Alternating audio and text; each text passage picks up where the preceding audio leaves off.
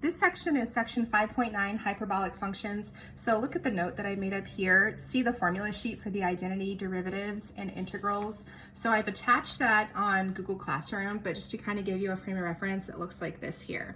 So we've got, remember, just this letter H stands for hyperbolic. So if I'm looking at example 1 part A, it says, let's find the derivative of hyperbolic sine of x squared minus 3. So we're going to look at the formula for the derivative of hyperbolic sine, and the derivative of hyperbolic sine is hyperbolic cosine. So the formula says this part first.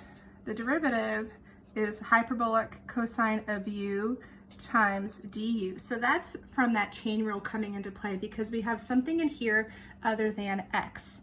So what I'm going to do is write hyperbolic cosine of x squared minus 3, and then I multiply that by the derivative of x squared minus 3, which is 2x. Now to simplify this, let's just move this in front of our hyperbolic cosine. So my derivative is 2x times hyperbolic cosine of x squared minus 3. Okay. Then for part B, we're going to find the derivative of the natural log of hyperbolic cosine. So first go back to what the derivative of natural log is, and that's 1 over the inside part here.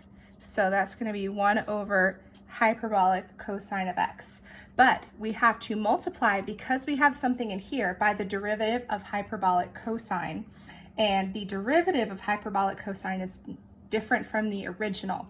The derivative is just hyperbolic sine. Okay, now we can simplify this. We've got hyperbolic sine divided by hyperbolic cosine. This actually simplifies to hyperbolic tangent of x. Okay, one more derivative. So for example C, we've got x times hyperbolic sine of x minus hyperbolic cosine. Well, this part right here is going to require a product rule. So I'm going to call x my f and hyperbolic sine my g value. So remember, product rule goes like this. F times g prime.